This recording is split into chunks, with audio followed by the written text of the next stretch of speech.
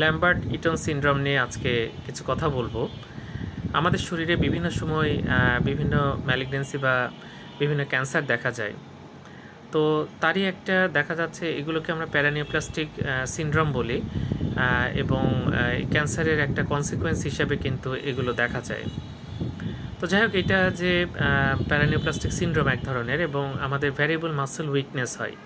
আমাদের যে বিভিন্ন মাংসপেশি আছে সেখানে দুর্বলতা দেখা যায়, এবং অকুলার যে মাসেল আছে, যেটা আমাদের চোখের নাড়াচাড়া করা বা আমাদের চোখ যে তুলতে পারি, নিচে নামাতে পারি, এরকম বিভিন্ন যে কাজ হয়, সে মাসেলগুলোতে কিন্তু ইনভলভমেন্ট হয় না। কিন্তু আমাদের সারা শরীরের যে মাংসপেশি আছে সেখানে ইনভলভড হয়, এই জন্য ভ্যারিয়েবল মাসল উইকনেস বলি আমরা, সেটা দেখা যায়। তো আমার এর কাছাকাছি একটা অসুখ আছে, মাইসথেনিয়া গ্র্যাভিস। মাইসথেনিয়া গ্র্যাভিস যেমন সকালের দিকে ভালো থাকে, বিকেলের দিকে কমে যায়, যেটাকে আমরা ডায়ার্নাল ভ্যারিয়েশন বলি। এই ক্ষেত্রে কিন্তু এই ডায়ার্নাল ভ্যারিয়েশনটা থাকে না, বরং এটা এক্সারসাইজ করলে কিছুটা ইমপ্রুভমেন্ট হয়। আর মাইসথেনিয়া গ্র্যাভিসে এক্সারসাইজ করলে কিন্তু পেশেন্টের অবস্থা আরও খারাপের দিকে চলে যায়।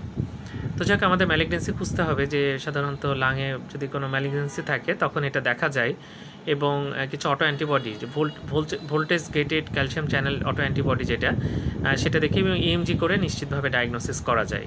তো এবং আমাদের এই কজগুলো খুঁজতে হবে যে পিছনে কোনো ম্যালিগনেন্সি আছে কিনা। ধন্যবাদ সবাইকে।